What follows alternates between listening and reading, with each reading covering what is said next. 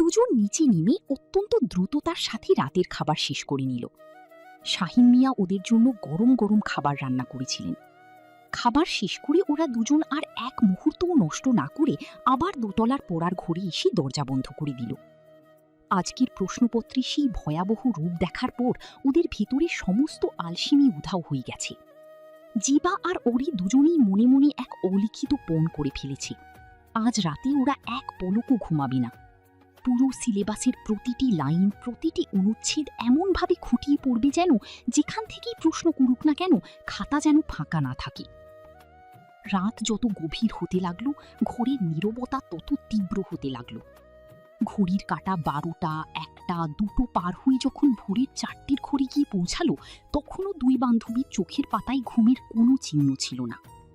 ওরি টেবিল লাইটের আলোয় মগ্ন হয়ে খাতায় বারবার লিখছিল, আর জিবা মেঝের কার্পেটের ওপর বসে পিঠটা সোফার সাথে ঠেকিয়ে অনবরত পড়া আওড়ে যাচ্ছিল। ভোরের দিকে যখন হালকা শীতল হাওয়া জানলা দিয়ে ঘরে ঢুকলো, তখন ওদের সিলেবাস সম্পূর্ণ শেষ হলো। দুজনে একে অপরের দিকে তাকিয়ে এক ক্লান্ত কিন্তু তৃপ্তির হাসি হাসল। অবশেষে এক রাতের কঠিন যুদ্ধ জয় করে ওরা ভোরের আলো ফোটার প্রতীক্ষা করতে লাগলো। ভাবল পরীক্ষা দিতে যাওয়ার আগে কিছু অধ্যায় রিভিশন দিয়ে যাবে পুনরায়। সকালে সোনালি রোদ খন্দকার ভিলার ডাইনিং রুমে এসে পড়েছে। কাঁচের বড় টেবিলটার উপর সাজানো ধোঁয়া ওঠা পরাটা, ডিম ভাজি আর সুজি হালুয়া। টেবিলের এক মাথায় অত্যন্ত বিষণ্ণ মুখে বসে আছেন রাজন খন্দকার। ওনার পরনে যথারীতি সাদা ধবধবে পাঞ্জাবি হলেও ওনার মুখচ্ছবিতে গতরাতের সেই তীব্র গ্লানি কালো ছায়া স্পষ্ট। ওনার চোখের নিচে কালি জমেছে। চামচ দিয়ে প্লেটের খাবারটা নাড়াচাড়া করলেও এক লোকমা খাবার মুখে তোলার মতো রুচি ওনার নেই। ওনার সমস্ত পুরুষত্ব, ওনার এত বছরের সামাজিক সম্মান প্রতি রাতেই ধুলোয় মিশিয়ে দেয় ওনার ছেলে। ঠিক তখনই সিঁড়ি দিয়ে শীষ বাজাতে বাজাতে নেমে এলো আফিম। ওর ভেতরে সেই পৈশাচিক তৃপ্তি আর বন্য উল্লাসের রেশ ওর চোখে মুখে তখনও চকচক করছে। আফিম এসে কোনো দ্বিধা বা সংকোচ ছাড়াই সরাসরি অনুপমার পাশে বসল। অনুপমা ততক্ষণে আফিমের জন্য প্লেট সাজাতে ব্যস্ত। আফিম বাবার সামনেই অত্যন্ত নির্লজ্জভাবে নিজের একটা হাত অনুপমার ফিনফিনে শাড়ির ওপর দিয়ে ওর উন্মুক্ত পিঠ ও কাঁধে রাখল। তারপর ওকে নিজের দিকে টেনে জড়িয়ে ধরে বসল। রাজন খন্দকার ছেলের এই অবাধ্যতা আর স্ত্রীর এই চরম বিহায়াপনা দেখেও নিজের চোখ দুটো বন্ধ করে নিলেন। ওনার গলার কাছে এক মস্ত বড় কান্নার দলা আটকে গেল। তিনি ওনার একমাত্র ছেলেকে কিছু বলতে গিয়েও পারলেন না। ওনার ঠোঁট দুটো কেঁপে ওখানেই থেমে গেল। ওনার নিজের ঘরে নিজের চোখের সামনেই এই অবৈধতার রাজত্ব চলছে, অথচ ওনার কিছুই করার নেই। ওনার শাসন, ওনার পিতৃত্ব আজ এই কামনার অন্ধ দেয়ালের কাছে সম্পূর্ণ পঙ্গু। অনুপমা নিজের ঠোঁটে সেই চিরচেনা মায়াবী ও চতুর হাসিটা ধরে রেখে বাটি থেকে সুজি হালুয়া চামচে তুলে অত্যন্ত যত্ন করে আফিমের মুখে পুরে দিল। নাও আফিম, তোমার প্রিয় হালুয়া, পুরোটা শেষ করো। অনুপমার গলার স্বর যেন মধু ছড়ানো, যেন কিছুই হয়নি এমন একটা ভাব। আফিম হালুয়াটা চিবোতে চিবোতে রাজন খন্দকারের দিকে তাকিয়ে এক কুৎসিত তাচ্ছিল্য ভরা হাসি দিল। ও ভালো করেই জানে এই বাড়ির আসল মালিক এখন সে নিজে। ও যা পছন্দ করে, যার উপর ওর নজর পড়ে, তা সে যে কোনো মূল্যে আদায় করেই ছাড়ে। তা সে বাবার আসন হোক, ক্ষমতা হোক, কিংবা বাবার ঘরের তরুণী স্ত্রী হোক না কেন। রাজন খন্দকার নিঃশব্দে নিজের পানির গ্লাসটা তুলে নিলেন। ছেলের আর স্ত্রীর এহেন মেলামেশা উনি চেয়েও আটকাতে পারছেন না, কারণ ওনার ভেতরের প্রতিবাদী সেই মেরুদণ্ডটা অনেক আগেই ভেঙে গেছে। উনি আর কিছুই বললেন না এইসব নিয়ে। আফিম নিজের ব্রেকফাস্ট শেষ করে টেবিল ছেড়ে উঠে দাঁড়ালো। বাবার সামনেই অনুপমার চিবুকটা আলতো করে উঁচিয়ে ধরল। তারপর রাজন খন্দকারের অবশ দৃষ্টির সামনে অত্যন্ত গভীর ও তীব্রভাবে অনুপমার অধরে নিজের কামনার এক শেষ চুম্বন এঁকে দিল।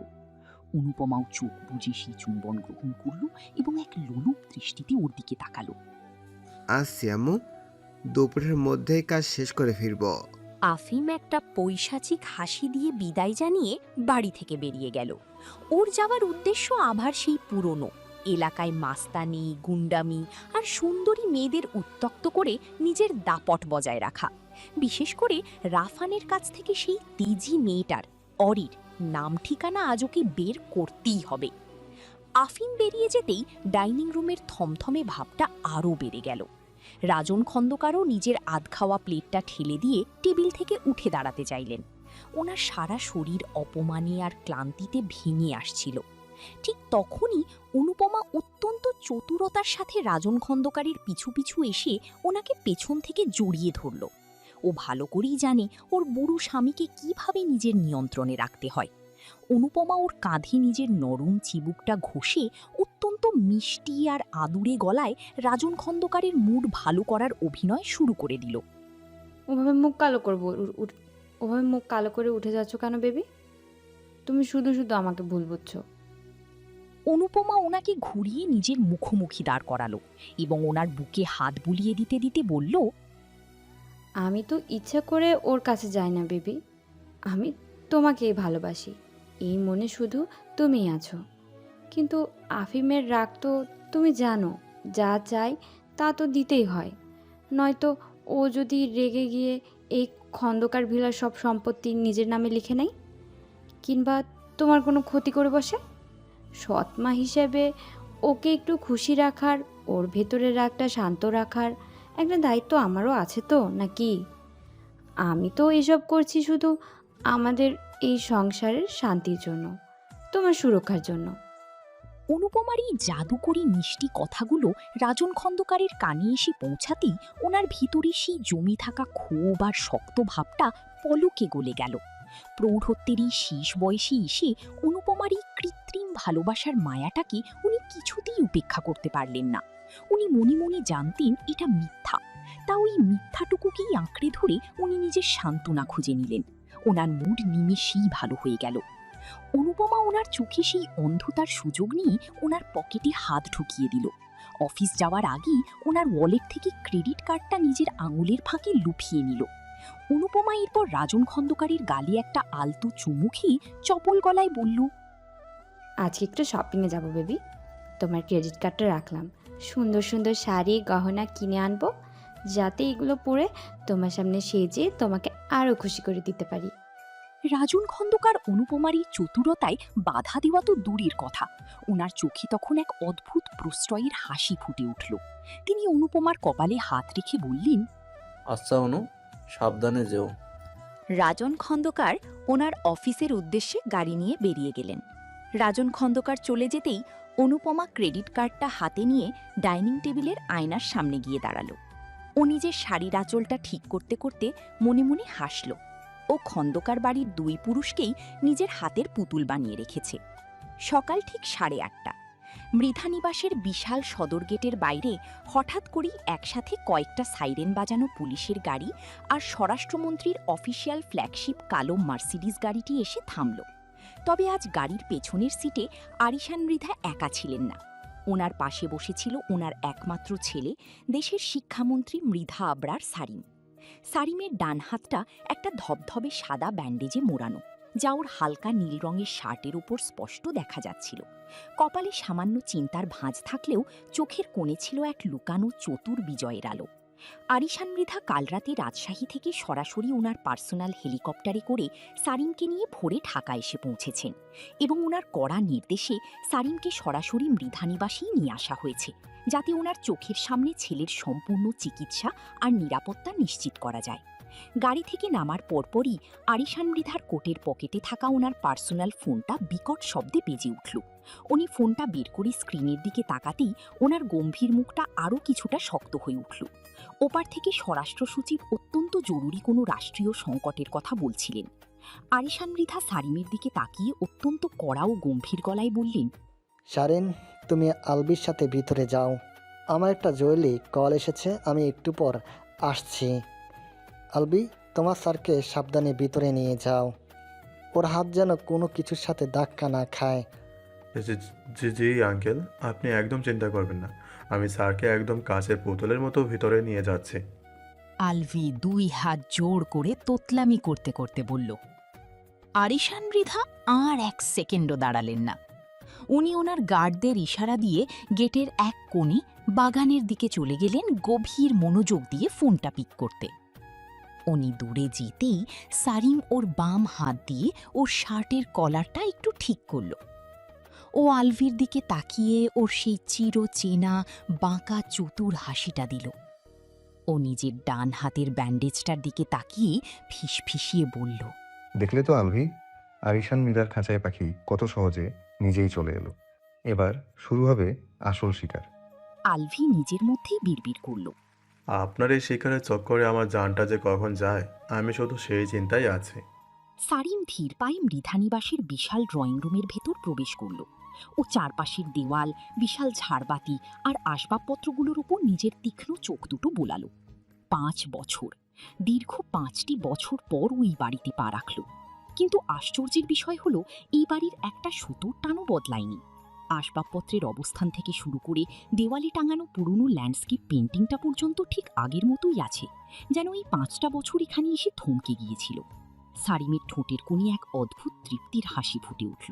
মনে মনে বলল, সবকিছু ঠিক আগের মতোই আছে, শুধু আজ থেকে এই বাড়ির বাতাসে আমার চন্দ্রিমার সুবাস মিশে থাকবে। সারা রাত এক ফোঁটা না ঘুমিয়ে একটানা পড়াশোনা করার ফলে যেবার অবস্থা, তখন শোচনীয়। ও সোফায় ধপ করে মাথা এলিয়ে দিয়ে নিজের গলাটা শুকিয়ে কাঠ অনুভব করছিল। ও পাশে বসে থাকা অরিকে অত্যন্ত ক্লান্ত ও মরণাপন্ন গলায় বলল, ওরে অরি, আমারে 1 ফোঁটা পানি দে রে বোন। সারা রাত ওই বইয়ের পাতা গিলতে গিলতে আমার ভিতরের সমস্ত পানি শুকাইয়া মরুভূমি হয়ে গেছে। আমি আর 1 সেকেন্ডও বাঁচবো না পানি ছাড়া। অরি টেবিলের ওপর রাখা কাচের জগটার দিকে তাকালো। ও দেখল জগটা একদম খালি, 1 ফোঁটাও পানি অবশিষ্ট নেই। ও একটা দীর্ঘশ্বাস ফেলে বলল, একটু দাঁড়া বাদামনি, জগে তো পানি নেই। আমি নিচে রান্নাঘর থেকে জগে পানি নিয়ে আসছি, তুই ততক্ষণ একটু চোখ বন্ধ করে রেস্ট নে। অরি টেবিল থেকে কাচের জগটা হাতে নিল। সারা রাত জেগে পড়াশোনা করার কারণে ওর নিজের চেহারায়ও এক ধরনের স্নিগ্ধ ক্লান্তি ভর করেছিল। ও নিজের কোনো তোয়াক্কা না করেই এক হাতে কাচের জগ আর অন্য হাতে বইটা ধরে পড়তে পড়তে ধীর পায়ে ঘরের দরজা খুলে করিডোরে বের হল। অরির পরনে ঘরের আরামদায়ক পোশাক ছিল। পরনে ছিল একটা ওভারসাইজড সাদা রঙের কটন শার্ট, যা ওর ফর্সা অবয়বকে আরও কিছুটা ছোট আর নিষ্পাপ করে তুলছিল। আর নিচে একটা ঢিলে ঢালা কালো রঙের জিন্স প্লাজো। মাথায় চিরুনির কোনো ছোঁয়া লাগেনি। অরির সেই মেঘের মতো ঘন বাদামি সিল্কি পিঠ সমান চুলগুলো সম্পূর্ণ খোলা অবস্থায় পিঠের ওপর ডানা মেলেছিল। জানলার বাতাসে সেই চুলগুলো ওর ফর্সা গালে এসে আলতো করে দোলা দিচ্ছিল। চোখের ওপর সেই চিরচেনা গোল রিডিং গ্লাসটা বসানো, আর বাম হাতে তখনও আজকের পরীক্ষার একটা ছোট হ্যান্ডনোটের বই শক্ত করে ধরে রেখেছিল। অরি সিঁড়ির দিকে এগোতে লাগল, কিন্তু ওর চোখ তখনও বইয়ের জটিল লাইনের উপরেই নিবদ্ধ ছিল। ও মুখে ফিসফিসিয়ে পড়াটা আওড়াচ্ছিল আর এক পা ফেলে সিঁড়ি দিয়ে নিচে নামছিল। সিঁড়ির শেষ ধাপে আসতেই সারিমের তীক্ষ্ণ দূরদর্শী দৃষ্টি সোজা গিয়ে পড়ল ওপর থেকে নেমে আসা সেই মায়াবী অবয়বটির ওপর। অরিকে দেখা মাত্রই সারিমের চোখের মনিতে যেন এক মস্ত বড় আগ্নেয়গিরির বিস্ফোরণ ঘটল। ওর হাতের আঙুলগুলো ব্যান্ডেজের ভিতর থেকেও এক মুহূর্তের জন্য অবশ হয়ে গেল। সকালের নরম রোদের আলো তখন ড্রয়িং রুমের বিশাল কাঁচের জানলা গলে অরির সেই দুগ্ধশুভ্র ত্বকের ওপর এসে পড়েছিল। চুলগুলোর সেই এলোমেলো বাদামি আভা, ওভারসাইজড শার্টের আড়ালে থাকা ওর সেই ছোট পাখির মতো স্লিক শরীর, আর চোখে রিডিং গ্লাসের আড়ালের সেই টানা টানা হরিণীর মতো চোখ, সবকিছু মিলিয়ে অরিকে দেখতে এই মর্তের কোনো মেয়ে মনে হচ্ছিল না। ও যেন স্বর্গের কোনো এক ক্লান্ত পরী, যে ভুল করে মানুষের এই কোলাহলপূর্ণ পৃথিবীতে নেমে এসেছে। সারিম ওর জীবনে কত শত সুন্দরী নারী দেখেছি, কিন্তু অরির এই সাধারণ ক্লান্ত আর স্নিগ্ধ রূপের সামনে ওর ভিতরের সেই অহংকারী রূপটা 1 সেকেন্ডে ধুলোয় মিশে যায়। সে নিজের অজান্তেই অরির রূপের সাগরে দ্বিতীয়বারের মতো সম্পূর্ণ ডুবে গেল। ওর ফর্সা গাল দুটোতে আবার সেই হালকা লালচে ব্লাশিং ভাবটা ফুটে ওঠার উপক্রম হলো। ও নিজের অবাধ্য মনকে সামলাতে পারছিল না। পাশে দাঁড়িয়ে থাকা আলভিও যখন অরিকে সিঁড়ি দিয়ে নামতে দেখল, ও নিজের মনে মনে এক মস্ত বড় দীর্ঘশ্বাস ফেলে আফসোস করতে লাগলো। হায় ফাটা কপাল আমার, মেয়েটা দেখতে যা মারাত্মক সুন্দর, যেন আস্ত একটা পরে জান্নাত থেকে ডাইরেক্ট সিঁড়ি দিয়ে নেমে আসছে। কত আশা ছিল বস ওনাকে তালাক দিলে পরে আমি বিয়ের প্রস্তাব পাঠাবো, কিন্তু বসের ওই জাউরা মনটা তখনই প্রেম উষ্টা খায়ে পড়তে হলো। আমার কপালে আর এই সুন্দরী বউ জুটল না, সব কপালেই খবিস বসের। এদিকে অরি নিচেরই নীরব দৃশ্য কিছুই খেয়াল করেনি। ও নিজের পড়া মুখস্থ করতে করতে সোজা গিয়ে রান্নাঘরে ঢুকল। রান্নাঘরের ফিল্টার থেকে জগে ঠান্ডা পানি ভর্তি করে বইটা আবার হাতে নিয়ে ও পড়তে পড়তে রান্নাঘর থেকে বের হয়ে এলো। ও সিঁড়ির দিকে এগিয়ে গিয়ে এক পা করে ওপরে উঠতে নিতেই চন্দ্রিমা, হঠাৎ করেই পুরো নিস্তব্ধ ড্রয়িং রুমের বাতাস চূর্ণ করে এক অত্যন্ত গভীর পুরুষালী এবং মাদকতা ভরা কণ্ঠস্বর অরিকে পিছন থেকে ডেকে উঠল। কণ্ঠস্বরের সেই অদ্ভুত টান আর গম্ভীরতা অরির কানের পর্দায় লাগতেই ওর পায়ের গতি থমকে গেল।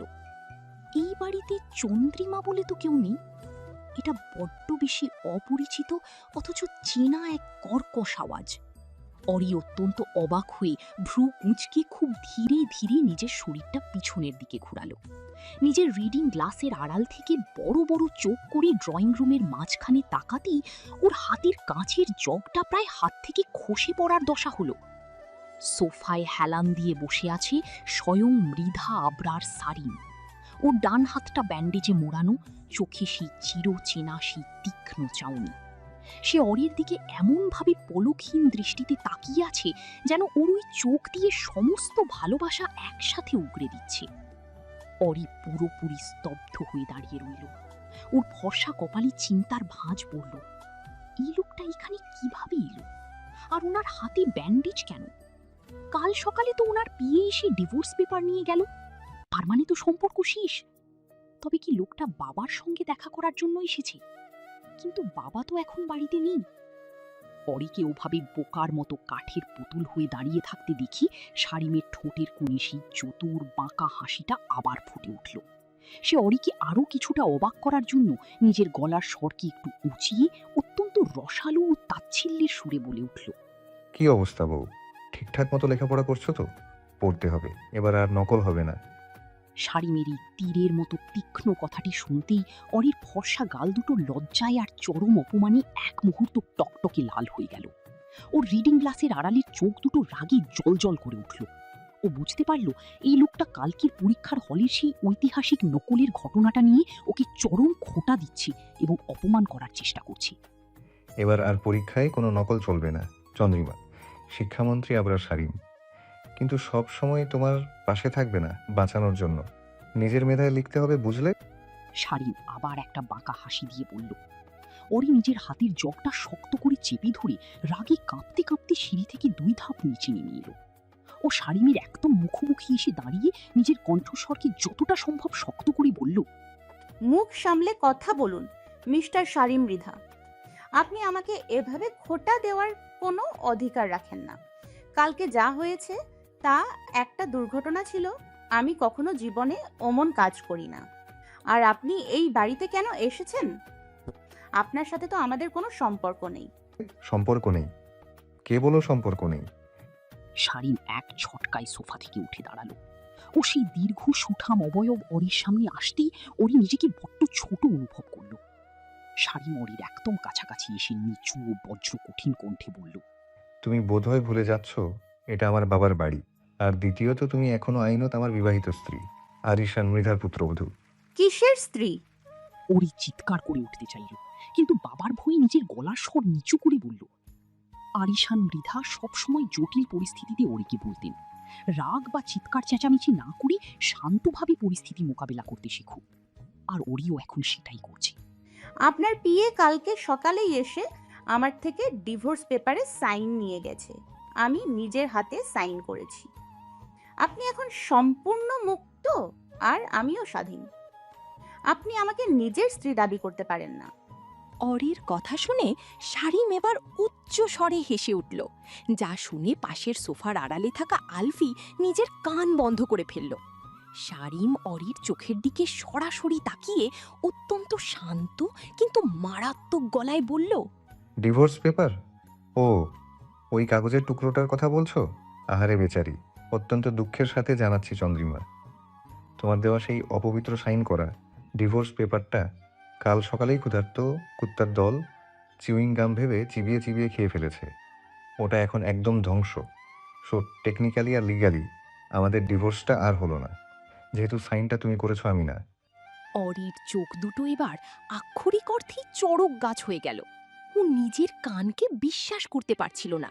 একটা আস্ত ডিভোর্স পেপার কুত্তা চিবিয়ে খেয়েছে? এটা কোনো সিনেমার স্ক্রিপ্ট নাকি? ও রাগে ফেটে পড়ে বলল, আপনি মিথ্যা বলছেন। আপনি আস্ত একটা মিথ্যাবাদী। কুত্তা কেন ডিভোর্স পেপার খেতে যাবে? ওর কি খাওয়ার অভাব পড়ছে নাকি? আজব। আপনার এই ফাজলামি বন্ধ করুন দয়া করে। আপনি ইচ্ছে করে ওটা লুকিয়ে রেখেছেন। আমি মিথ্যা বলছি না চন্দ্রিমা। বিশ্বাস না হলে আমার পিএ আলভিকে জিজ্ঞেস করো। ও নিজেই নিজের চোখে কুত্তার সেই ঐতিহাসিক ব্রেকফাস্ট দেখেছে। শারিম আলভির দিকে চোখ মারল। আলভি সোফা থেকে মাথা চুলকাতে চুলকাতে তোতলাতে তোতলাতে বলল, জি ম্যাম, স্যার একদম ঠিক বলেছেন। ওই কুত্তাটার কপাল বড্ড ভালো ছিল। ওই স্বরাষ্ট্রমন্ত্রী ছেলের ডিভোর্স পেপার দিয়ে নিজের সকালে নাস্তা কমপ্লিট করেছে।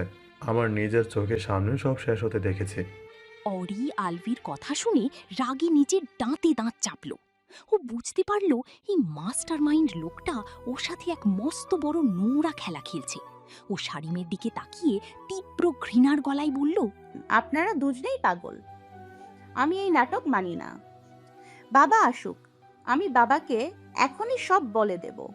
অরি যেই পিছন ফিরে সিঁড়ির দিকে পা বাড়াতে যাবে, ঠিক তখনই শারিম অত্যন্ত শীতল ও গম্ভীর গলায় বলে উঠল, যাও চন্দ্রিমা, আরিশান মৃধাকে সব বলে দাও।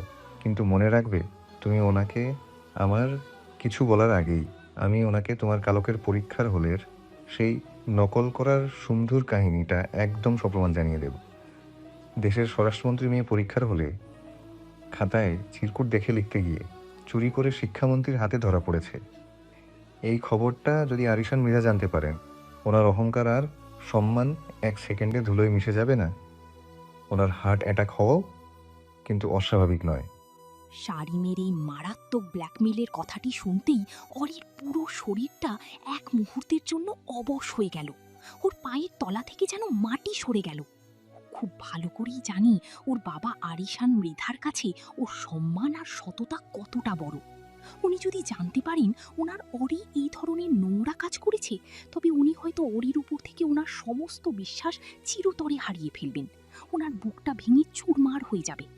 অরি অত্যন্ত অসহায় ও ভীতু চোখে শারিমের দিকে তাকালো। ওর চোখের কোণটা ভয়ে নোনা জলে সামান্য ভিজে উঠল। ও কাঁপতে কাঁপতে বলল, আপনি আপনি একটা নীচ মানুষ। আপনি নিজের ক্ষমতা দিয়ে 18 বছরের একটা মেয়েকে এভাবে ব্ল্যাকমেল করছেন। আপনার লজ্জা করে না?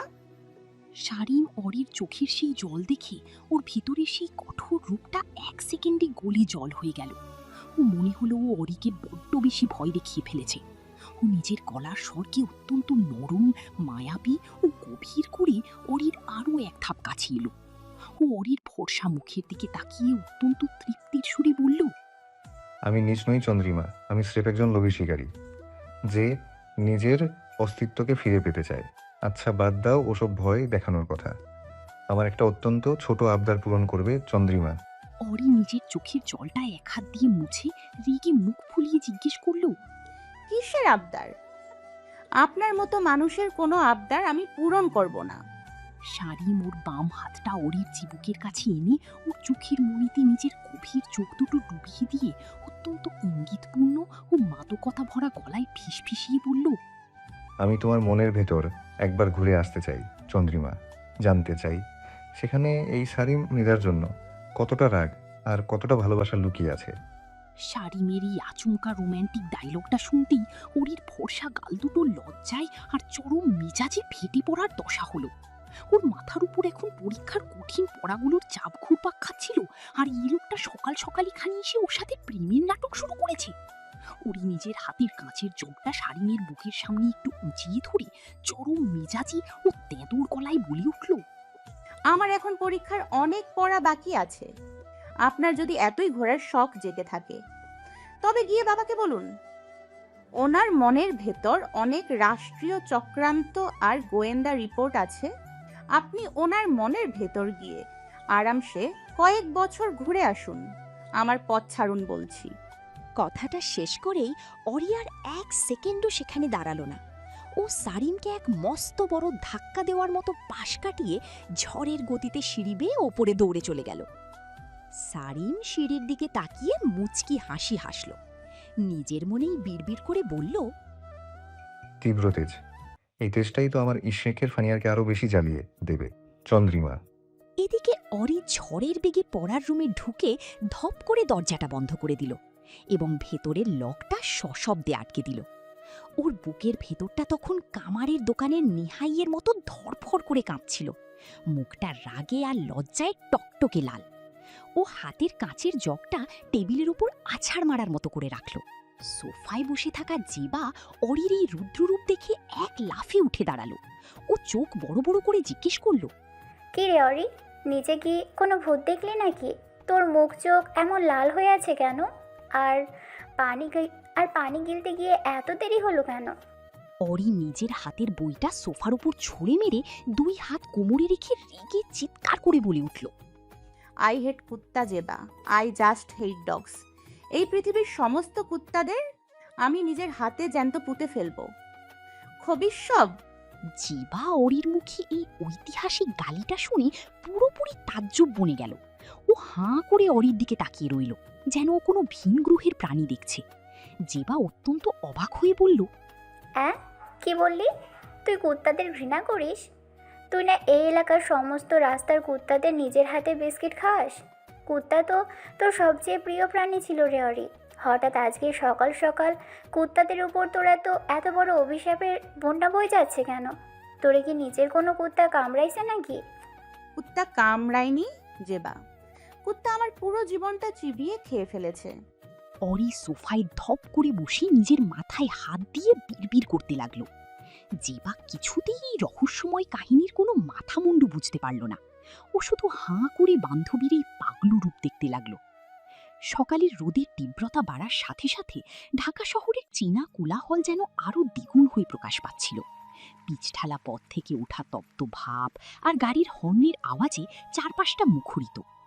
তবে মৃধা নিবাসের দোতলার পড়ার ঘরে তখনও এক অদ্ভুত থমথমে অস্থিরতা বিরাজ করছিল। অরি সোফায় বসে নিজের 2 হাত দিয়ে শক্ত করে মাথাটা চেপে ধরেছিল। ওর ফর্সা গাল দুটোতে এখনো রাগের সেই রক্তিম আভা স্পষ্ট, যা জিবার তীক্ষ্ণ চোখ এড়াতে পারছিল না। জিবা বাংলা 2য় পত্র বইটা একপাশে রেখে অরির একদম মুখোমুখি এসে বসল। ও অরির কাঁধে একটা হাত রেখে বেশ কৌতূহলী ও সন্দিহান গলায় জিজ্ঞেস করল, অরি, তুই কি কিছু লুকোচ্ছিস আমার কাছে?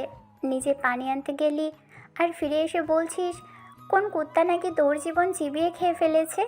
এই ভরা সকালে মৃধা নিবাসের ভিতরে তো কোনো রাস্তার কুত্তা ঢোকার সাহস পাবে না। তাহলে ব্যাপারটা কি? কাকে কুত্তা বললি তুই? অরি এক ঝটকায় মাথা তুলে জেবার দিকে তাকালো।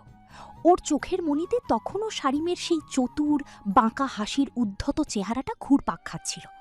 সে খুব ভালো করেই জানে জেবাকে যদি এখন সত্যটা বলা হয় যে সারিম আসলে ওর স্বামী এবং সে এই বাড়ির পালিত মেয়ে নয় বরং আরিশান মৃধার একমাত্র ছেলের বউ, তবে জেবা আর 1 সেকেন্ডও শান্ত থাকবে না।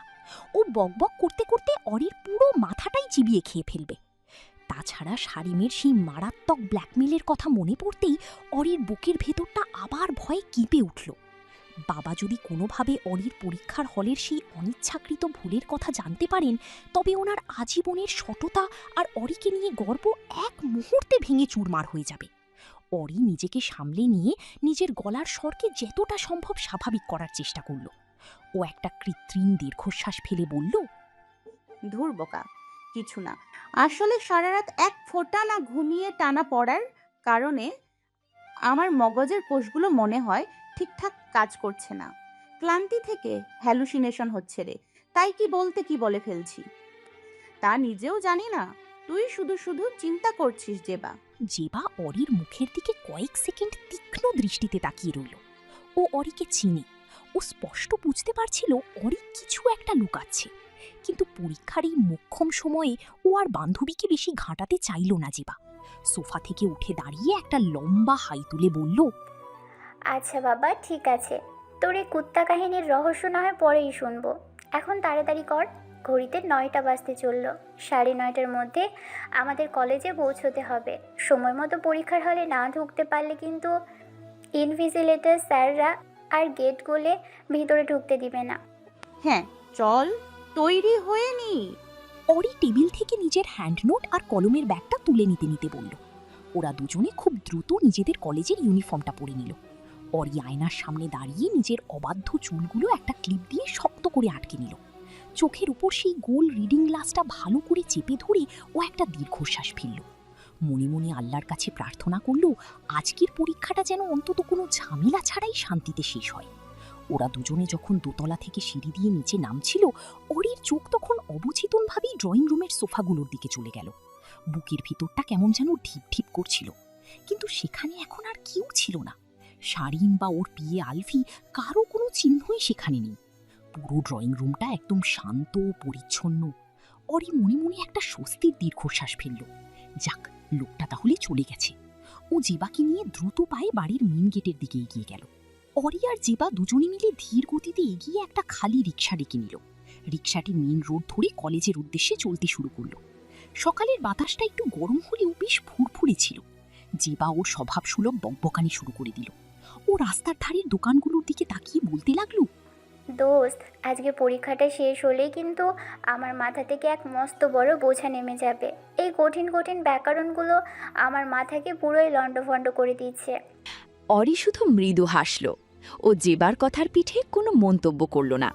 ওর মন তখনও আজকের পরীক্ষার সম্ভাব্য প্রশ্ন আর সকালের ওই অনাকাঙ্ক্ষিত ঘটনা নিয়ে দ্বন্দ্বে লিপ্ত ছিল। মেন রোডের এক নির্জন কোনায় দাঁড়িয়েছিল একটি কুচকুচে কালো জিপ গাড়ি। গাড়ির চালকের আসনে বসা ছিল রাফান, যার একদিকের গাল তখনও সামান্য ফোলা, আর পেছনের সিটে 2 পা ছড়িয়ে আয়েশি ভঙ্গিতে বসে আছে আফিম। ওর চোখে সেই চিরচেনা লম্পট, হিংস্র ও মাদকতাময় চাউনি। আফিম নিজের হাতের সিগারেট অনবরত টানছিল আর ধোঁয়াগুলো জানলা দিয়ে বাইরে ছাড়ছিল। রাফান হঠাৎ করেই রোডের দিকে এগিয়ে আসা একটা রিকশা দেখতে পেল। রিকশার ভিতরে বসা 2 তরুণীকে চেনা মাত্রই তার চোখ দুটো চকচক করে উঠল। সে উত্তেজিত গলায় পেছনের দিকে তাকিয়ে বলে উঠল, আফিম ভাই, ওই যে দেখুন, ওই শালেরাই রিকশায় করে এদিকেই আসছে। এদের মধ্যে ডান পাশের ওই চশমা পরা মাগিটাই কালকে সবার সামনে আমার গায়ে হাত তুলেছিল, আমাকে থাপ্পড় মেরেছিল। পাশের মেয়েটাও ওর বান্ধবী হয়তো। আফিম হাতের সিগারেট একপাশে সরিয়ে নিয়ে জানলা দিয়ে বাইরে তাকালো। সকালের কড়া রোদের আলোয় অরির সেই শান্ত স্নিগ্ধ অবয়বটা দেখা মাত্রই আফিমের চোখের মনিতে যেন এক পৈশাচিক লালসার দাবানল জ্বলে উঠল। আফিমের জীবনে সে বহু খোলামেলা, আধুনিক ও আবেদনময়ী সুন্দর নারী দেখেছে, তবে অরির সেই আকাশি রঙের কলেজের ড্রেসে থাকা নিষ্পাপ, মার্জিত ও সাধারণ রূপ যেন সেসবের চেয়ে 1000 গুণ বেশি সম্মোহনী। অরির সেই পিঠ সমান লম্বা বাদামি চুল, যা বাতাসের দোলায় আলতো করে ওর ফর্সা গালে এসে পড়ছিল, চোখে রিডিং গ্লাসের আড়ালের সেই হরিণীর মতো টানা টানা চোখ, সবকিছু দেখে আফিম এক মুহূর্তের জন্য পুরোপুরি স্তব্ধ হয়ে গেল। ওর ভিতরের কামনার রাক্ষসটা 1 সেকেন্ডে জেগে উঠল। ও নিজের শুকনো ঠোঁটটা জিভ দিয়ে চাটতে চাটতে কামুক গলায় বলল, উফ, রাফাইন না, তুই তো এই মালটার রূপের কিছুই বর্ণনা করতে পারিস নি রে। এটা তো আস্ত একটা অফার তীর হুড় পড়ে। এর শরীরের এই নিষ্পাপ পবিত্র সুবাস তো দূর থেকে আমার ভেতরের রক্তে আগুন ধরিয়ে দিচ্ছে। এই মেয়েটাকে আমার চাই। এর এই তেজি রূপটা আমি নিজের বিছানায় পিষে ফেলব। আফিম এক মুহূর্তও নষ্ট করল না। ও জিপের দরজাটা এক ঝটকায় খুলে নিচে নামল।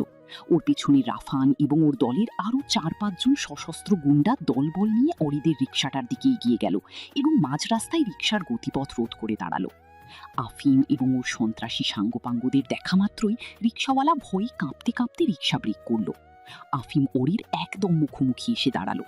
ওর পরনে কালো রঙের শার্ট, বুকের 3টে বোতাম খোলা, গলায় সোনার মোটা চেন আর চোখে এক নোংরা কুৎসিত চাউনি। আফিমকে এলাকার সবাই চিনে। ওকে দেখা মাত্রই রিকশাওয়ালা সিট থেকে নেমে ভয়ে রিকশা ফেলে এক দৌড়ে সেখান থেকে চম্পট দিল। জিবা আফিমকে দেখা মাত্রই আতঙ্কে শিউরে উঠল। ও অরির হাতটা শক্ত করে চেপে ধরল। ও কাঁপতে কাঁপতে ফিসফিসিয়ে বলল, অরি, সর্বনাশ হয়েছে। এই লোকটা এই এলাকার সবচেয়ে বড় কুখ্যাত খুনি আর মাস্তান, আফিম খন্দকার।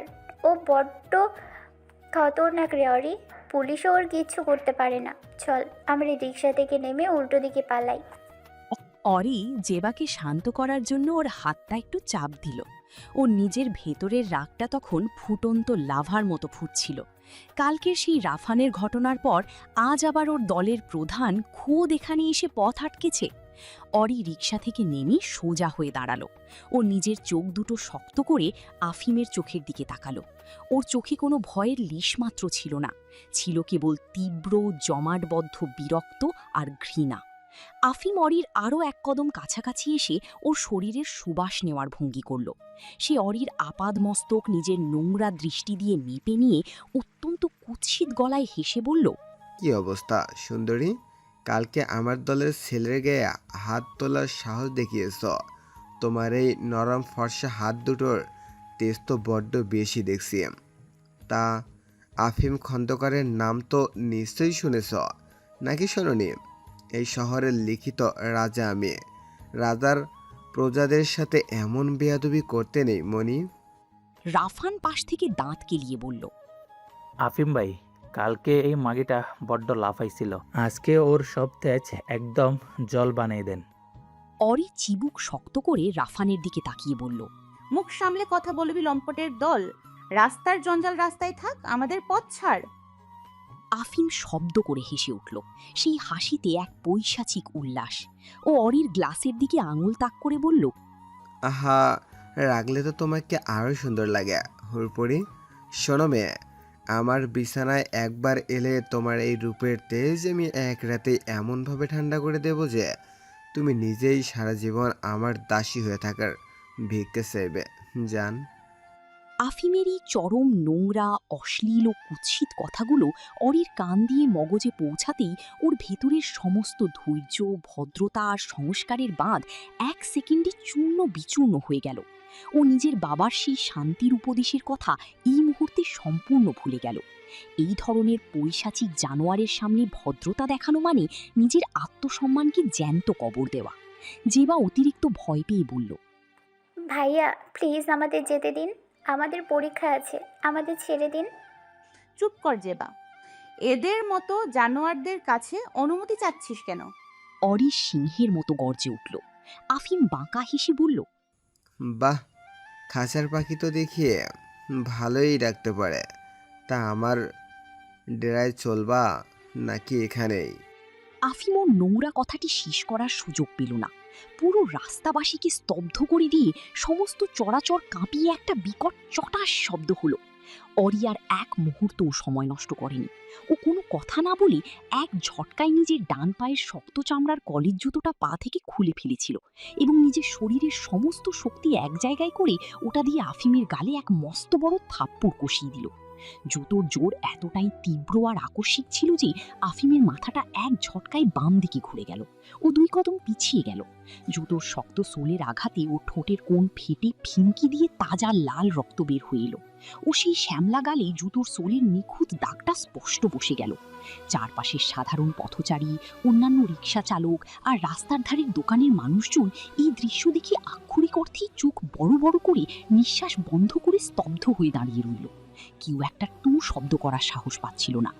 এই শহরে আফিম খন্দকারের মতো সন্ত্রাসীর গালে একটা কমবয়সী মেয়ে জুতো দিয়ে থাপ্পড় মেরেছে, এই অলৌকিক অকল্পনীয় দৃশ্য দেখার জন্য কেউ প্রস্তুত ছিল না।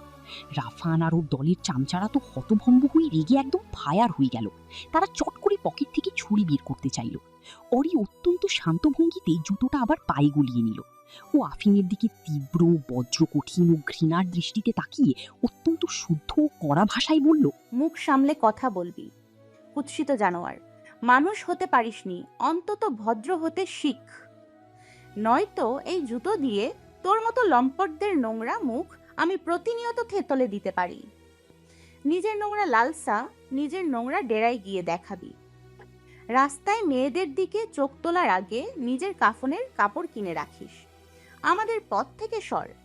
কথাটা শেষ করেই অরি আর এক সেকেন্ডও আফিমের বা ওর দলের কোনো প্রতিক্রিয়ার জন্য দাঁড়ালো না। ও জিবার হাতটা শক্ত করে ধরে ওকে টেনে নিয়ে ঝড়ের গতিতে মেইন রোড পার হয়ে কলেজের গেটের দিকে এগিয়ে চলে গেল। জিবা তো তখনও ভয়ে, বিস্ময়ে আর আতঙ্কে কাঁপছিল। ও শুধু বান্ধবীর এই রুদ্রচণ্ডী ভয়ঙ্কর রূপ দেখে স্তব্ধ হয়ে জাদু মন্ত্রের মতো ওর পিছনে পিছনে ছুটছিল। এদিকে মাঝ রাস্তায় দাঁড়িয়ে থাকা আফিম কয়েক সেকেন্ড সম্পূর্ণ পাথরের মূর্তির মতো স্তব্ধ হয়ে রইল। ওর দলের ছেলেরা ভাই ভাই করে চিৎকার করে উঠলে আফিম হাত তুলে ওদের থামিয়ে দিল। ও নিজের ডান হাতটা আলতো করে নিজের রক্তাক্ত গালি ছোঁয়ালো। আঙুলের ডগায় ঠোঁটের কোণের সেই তাজা গরম রক্ত লেগে আসতেই ওর চোখ দুটো লাল বর্ণ ধারণ করল। কিন্তু আশ্চর্যের বিষয় হলো ওর মুখে কোনো রাগের বা হিংস্রতার চিৎকার ফুটে উঠল না, কোনো গালি বের হলো না। বরং ও এক দৃষ্টিতে পলকহীনভাবে অরির চলে যাওয়ার দুরন্ত অবয়বটার দিকে তাকিয়ে রইল। অরির তেজ, জুতোর বাড়ির সেই অভূতপূর্ব অপমান আর ওর মুখের সেই কড়া ধমক সবকিছু আফিমের অপরাধী মগজে এক ভিন্ন ধরনের উগ্র উন্মাদনার সৃষ্টি করল। সে নিজের জীবনে কোনোদিন কোনো মানুষের কাছ থেকে, বিশেষ করে কোনো মেয়ের কাছ থেকে এমন অবহেলা, আঘাত বা প্রত্যাখ্যান পায়নি। সবাই ওর নামে কাঁপে, আর এই মেয়েটা ওকে জুতো পেটা করল। অরির এই অসম্ভব আর তীব্র তেজ দেখে মনে মনে ওর প্রেমে সম্পূর্ণ অন্ধ ও পাগল হয়ে গেল আফিম। সে বুঝতে পারল এই মেয়েটা অন্য 10টা মেয়ের মতো সস্তা বা সাধারণ নয়। ও এক অপার্থিব পবিত্র অগ্নিকন্যা, যাকে শুধু ভোগ করা নয়, বরং নিজের জীবনে চিরতরে বন্দি করাই এখন ওর একমাত্র পৈশাচিক নেশা ও সাধনা। ঠিক তখনই রাফান পরিস্থিতি সামাল দেওয়ার জন্য নিজের দাপটের আনুগত্য দেখাতে চাইল। সে আফিমের পাশে এসে অত্যন্ত নোংরা ও বাজে ভাষায় অরিকে উদ্দেশ্য করে বলতে লাগলো, আফিম ভাই, এই শালি মাগির এত সাহস, আপনাকেও জুতো দিয়ে মারলো? এই মাগিটাকে আমি আজ রাতেই তুলে নিয়ে আসবো আপনার ডেরায়। ওর ওই ফর্সা শরীরের ছামড়া আমি নিজের হাতে টেনে টেনে ছিঁড়ে ফেলবো। আপনি শুধু হুকুম দেন ভাই, হুকুম দেন। রাফানের মুখ থেকে অরি সম্পর্কে সেই নোংরা ও অপবিত্র শব্দটা শেষ হওয়ার আগেই যেন এক বন্য রক্তাক্ত চিতাবাঘ রাফানের ওপর ঝাঁপিয়ে পড়ল। আফিম এক ছোটকায় রাফানের শার্টের কলার আর গলাটা নিজের 2 হাত দিয়ে খুব করে ধরে ফেলল। ওর চোখের মনিতে তখন এক পৈশাচিক খুনে হিংস্রতা। আফিম রাফানের গলা চেপে ধরে নিজের সমস্ত শক্তি দিয়ে ওকে পিছঠালা রাস্তার মাঝখানে সশব্দে আছাড় মেরে মাটিতে শুইয়ে দিল। আহ আহ ভাই, মারছেন কেন? আমি তো ওই শালির। রাফান ব্যথায় আর তীব্র আতঙ্কে চিৎকার করে উঠল। কিন্তু আফিম থামল না। ও নিজের জুতো পরা ভারী পাটা সরাসরি রাফানের মুখের উপর এবং মাথায় চেপে ধরল। নিজের পায়ের তলায় রাফানের মাথাটা শক্ত করে পিষে দিতে দিতে রাগান্বিত কণ্ঠে চিৎকার করে বলল, মুখ সামলে কথা বলবে, শুয়োরের বাচ্চা। ও পবিত্র, ও আমার হুড়পড়ে। ওর সম্পর্কে যদি আর একটাও অপবিত্র, নোংরা বা সস্তা শব্দ তোর এই নোংরা মুখ থেকে বের হয়, তবে তোকে আমি এই রাস্তার মাঝখানে জ্যান্ত পুঁতে ফেলব। মনে রাখিস, ও শুধু আফিম খন্দকারের, ও আমার রানী। আফিমের এই আচমকা, উগ্র ও ভয়ঙ্কর রূপ দেখে ওর দলের বাকি চামচারা ভয়ে 3 ফুট পিছিয়ে গেল। তারা কিছুতেই বুঝতে পারছিল না আফিম ভাই নিজে জুতোর বাড়ি খাওয়ার পর কেন নিজের বিশ্বস্ত লোকের ওপরই এমন বন্য পৈশাচিকতায় মেতে উঠেছে। রাফান মাটিতে পড়ে যন্ত্রণায় ছটফট করতে লাগলো। ওর মুখ দিয়ে তখন লালা আর রক্ত বের হচ্ছিল। আফিম ওর মাথা থেকে পাটা সরিয়ে নিল। নিজের প্যান্টের পকেট থেকে একটি সাদা রুমাল বের করে ঠোঁটের কোণের রক্তটা আলতো করে মুছল। ও আবার অরির চলে যাওয়ার সেই দূর সীমানার দিকে তাকালো, যেখানে অরি ততক্ষণে কলেজের গেটের ভিতরে ঢুকে অদৃশ্য হয়ে গেছে। আফিমের ঠোঁটের কোণে এবার এক তীব্র, উন্মাদ ও পাগল প্রেমিকের হাসি ফুটে উঠল। ও নিজের মনেই বিড়বিড় করে বলতে লাগলো, তীব্র তেজ, মারাত্মক সৌন্দর্য।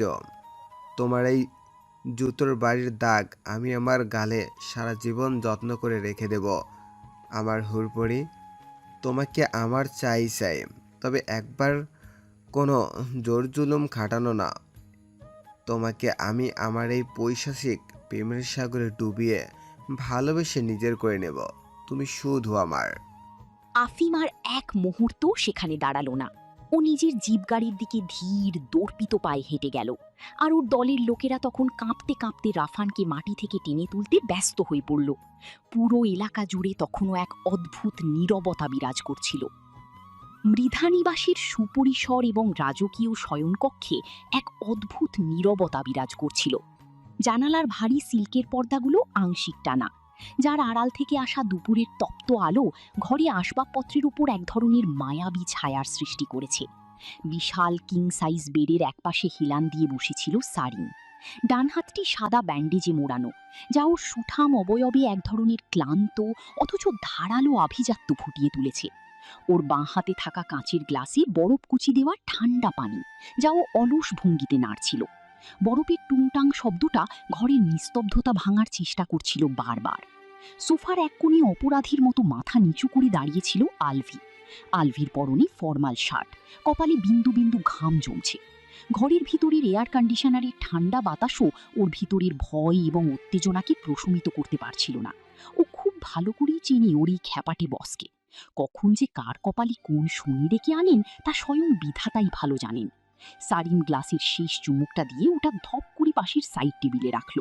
ও সেই তীক্ষ্ণ গাঢ় চোখের মণি দুটো এবার সরাসরি আলভির মুখের উপর স্থির হলো।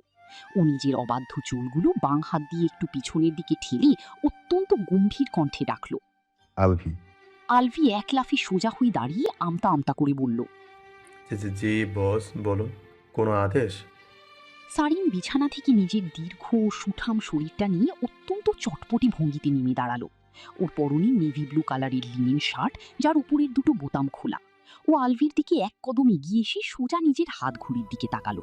ঘড়ির কাঁটা তখন দুপুর 12টা বেজে 45 মিনিট ছুঁই ছুঁই করছে। সারিনের ঠোঁটের কোণে সেই চিরচেনা চতুর ও বাঁকা হাসিটা আবার ফুটে উঠল। ও অত্যন্ত শান্ত কিন্তু দৃঢ় গলায় বলল, গাড়ি বের করো, চন্দ্রিমার পরীক্ষা কেন্দ্রে যাব। আমার বউকে রিসিভ করে নিয়ে আসার দায়িত্বটা তো আইনত এবং নৈতিকভাবে আমারই, তাই না? শারিমের মুখে এই কথাটি শোনা মাত্রই আলভির চোখ দুটো আক্ষরিক অর্থেই কপালে উঠে গেল। ও নিজের কানকে বিশ্বাস করতে পারছিল না।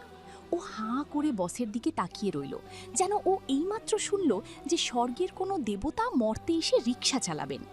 আলভি নিজের মাথা চুলকাতে চুলকাতে অত্যন্ত অবিশ্বাস্য গলায়, হ্যাঁ বস, আপনি এই অবস্থায়, এই ভাঙা হাত আর অসুস্থ শরীর নিয়ে পরীক্ষা কেন্দ্রে যাবেন, তাও আবার ম্যামকে রিসিভ করতে? আপনি কি বলে যাচ্ছেন আপনি দেশের বর্তমান শিক্ষামন্ত্রী? আপনার একটা আলাদা প্রোটোকল আছে, আপনার একটা বিশাল সম্মান আছে। আপনি যদি হুট করে কোনো গার্লস কলেজের সামনে গিয়ে নিজের বউয়ের জন্য অপেক্ষা করতে শুরু করেন, তবে তো মিডিয়া আর আমজনতা আপনাকে প্রশ্ন করে গিলে খাবে। তাছাড়া সারিম আলভিকে ওর কথা শেষ করার সুযোগ দিল না। ও নিজের জল করা চোখ দুটো আলভির মুখের ওপর এনে অত্যন্ত ঠান্ডা অথচ বিপজ্জনক গলায়, চুপ করো আলভি, তোমার এই অতিরিক্ত জ্ঞান বিতরণ আমার একদম পছন্দ হচ্ছে না। আমি খুব ভালো করেই জানি আমি কে, কিন্তু তার চেয়েও বড় সত্য হলো আমি আরিশান মৃধার ছেলে এবং চন্দ্রিমা ওরফে অরির বিবাহিত স্বামী। তুমি কি সকালের ওই দৃশ্যটা খেয়াল করনি? আমার ওই দুগ্ধশুভ্র হরিণীটার রূপ কতটা মারাত্মক সুন্দর। এই জগত সংসারে লম্পট আর শকুনদের তো অভাব নেই। আমার অমন সুন্দর বউটার উপর যদি বাইরের কোনো ছোট লোকের বা ফালতু মানুষের নজর চলে যায়, তবে সেই চোখ দুটো আমি নিজের হাতে উপরে ফেলবো। তার চেয়ে অনেক ভালো নিজের সম্পত্তি আগে থেকেই নিজেই পাহারায় রাখা। আমার বউকে আমি গিয়ে নিয়ে আসো, এতে লজ্জার কি আছে? আলভি নিজের কপালে হাত দিয়ে একটা দীর্ঘশ্বাস ফেলে মনে মনে বলল, হায় রে কবিশ বেটা, নিজের বিয়ের কথা দুনিয়ার কাছে থেকে লুকিয়ে রাখছে, আবার এখন মঞ্জুর মতো প্রেম উতলায় উঠছে। কপাল আমার ভাঙ্গা, নাইলে এই পরিবেশে আজকে আমি থাকতাম। তবে মুখে অত্যন্ত বিনীত হয়ে বলল, কিন্তু স্যার, আপনার সিকিউরিটি, আপনার বাবা ওরফে স্বরাষ্ট্রমন্ত্রী মহোদয় যদি জানতে পারেন আপনি এই অবস্থায় প্রটোকল ছাড়াই বাইরে গিয়েছেন, তবে উনি ওনার স্পেশাল ফোর্স দিয়ে আমার চামড়া তুলে নেবে। আপনি এখনো পুরোপুরি সুস্থ নন, আপনার ডান হাতের ক্ষতটা। আলভি, আমি তোমাকে গাড়ি বের করতে বলেছি, তর্ক করতে বলিনি। সারিমের গলার স্বর এবার এক ধাক্কায় বেশ কয়েক ধাপ উঁচুতে উঠে গেল। ঘরের বাতাস যেন ওর সেই পুরুষালী কণ্ঠের ভারী থমকে গেল। আমার সুস্থতা নিয়ে তোমাকে ভাবতে হবে না। So don't waste my time, just get the car ready. বসের এই চূড়ান্ত সিদ্ধান্তের সামনে আলভির আর কোনো কথা বলার সাহস রইল না। ও দ্রুত মাথা নিচু করে ঘর থেকে বেরিয়ে গেল গাড়ি প্রস্তুত করতে। সারিম আয়নার সামনে গিয়ে দাঁড়ালো। নিজের বাঁ হাত দিয়ে শার্টের কলারটা একটু ঠিক করে ও আয়নায় নিজের প্রতিচ্ছবি দেখল। ওর চোখে প্রেমিকের চাউনি। নিজের মনে নিজেই বিড়বিড় করে বলছে, আজকে তোমাকে আমি আমার এই ভালোবাসার জালে বন্দি করেই ছাড়বো চন্দ্রিমা। তুমি যতই পালাও, এই সারিম মৃধার বুক ছাড়া তোমার আর কোনো আশ্রয় নেই। দুপুর 1:15। গার্লস কলেজের মেইন গেটের সামনে তখন উপচে পড়া ভিড়। অভিভাবক, সাধারণ পথচারী আর হরেক রকমের যানবাহনের কোলাহলে চারপাশটা একদম মুখরিত।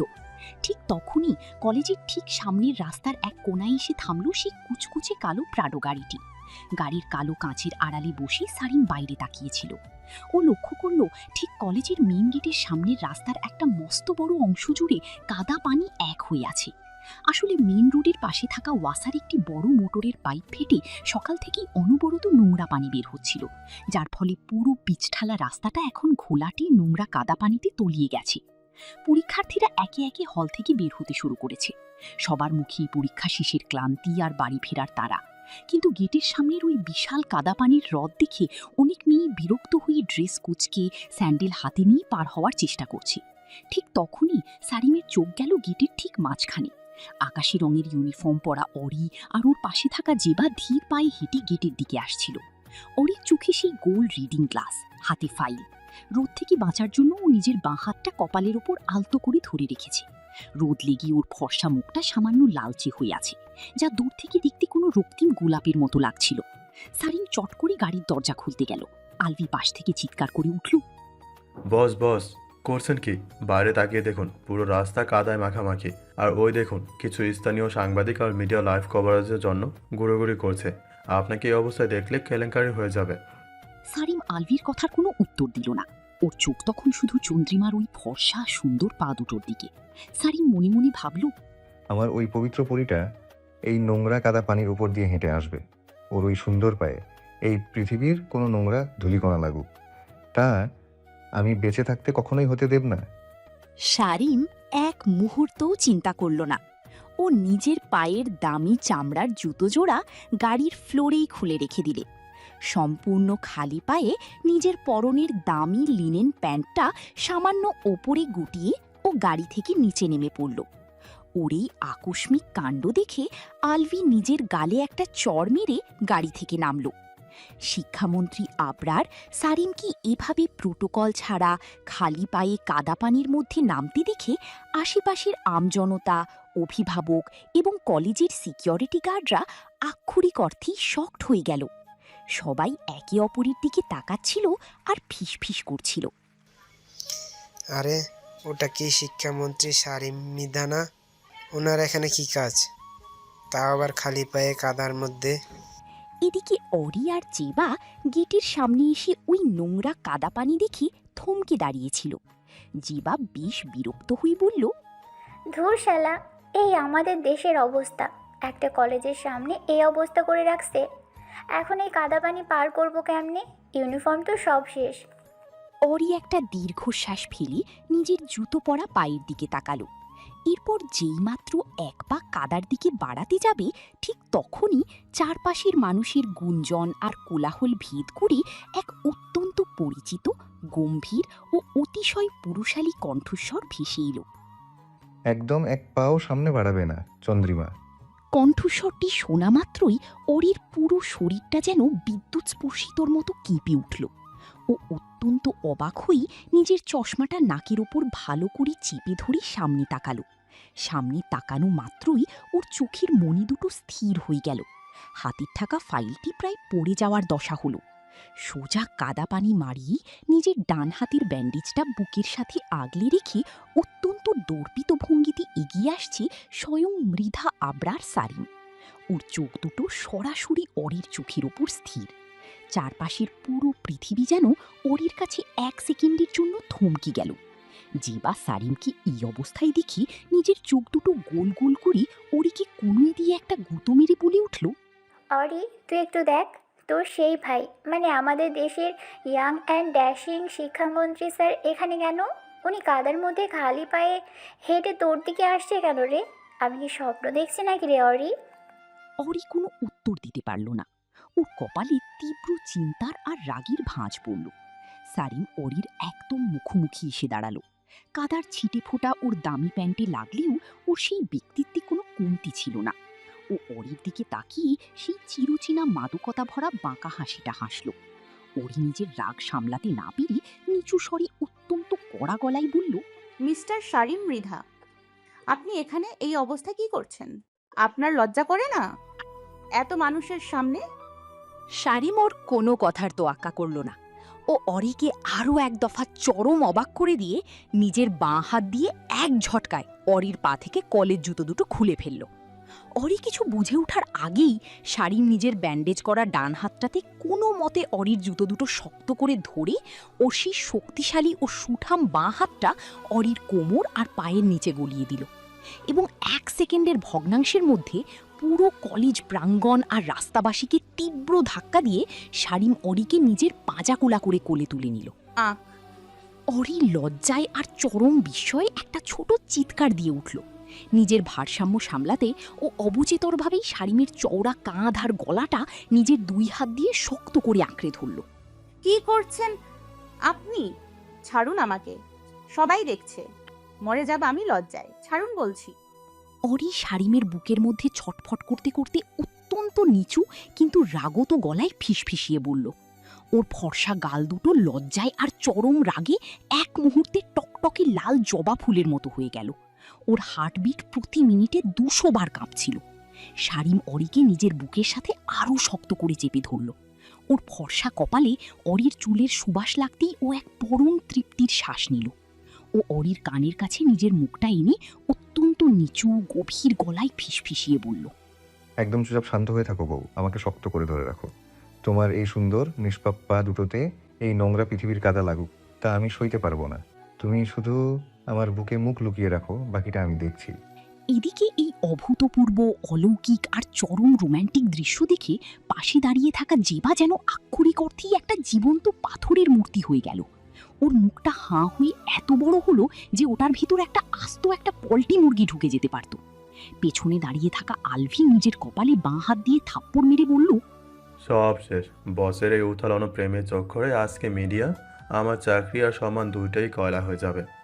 শারিম অত্যন্ত দর্পিত পায়ে অরিকে কোলে নিয়ে কাদা পানি পার হতে শুরু করলো। অরি লজ্জায় নিজের চোখ দুটো শক্ত করে বন্ধ করে শারিমের চওড়া বুকে নিজের মুখটা সম্পূর্ণ লুকিয়ে ফেলল। শারিমের বুকের পুরুষালী সুবাস আর ওর হৃৎপিণ্ডের তীব্র ধকধক শব্দটা অরিকে কেমন যেন এক অদ্ভুত মায়ায় অবশ করে দিচ্ছিল। ও কিছুতেই নিজেকে ছাড়িয়ে নিতে পারছিল না। ঠিক তখনই এই ঐতিহাসিক কাণ্ড দেখে দূর থেকে একদল স্থানীয় সাংবাদিক তাদের ক্যামেরা আর বুম নিয়ে ঝড়ের গতিতে কাদা পানি মারিয়েই শারিমের পথ আটকে দাঁড়ালো। ক্যামেরার ফ্ল্যাশলাইটগুলো অনবরত অরি আর শারিমের মুখের উপর জ্বলতে আর নিভতে লাগলো। একজন অতি উৎসুক সাংবাদিক নিজের বুমটা শারিমের মুখের সামনে বাড়িয়ে দিয়ে অত্যন্ত উত্তেজিত গলায় জিজ্ঞেস করলো, মাননীয় শিক্ষামন্ত্রী মহোদয়া, আপনার কোলে থাকা এই সাধারণ কলেজের ইউনিফর্ম পরা মেয়েটি আসলে কে হয় আপনার? ওনার সাথে আপনার সম্পর্কটা কি? অনুগ্রহ করে দেশবাসীকে কিছু বলুন।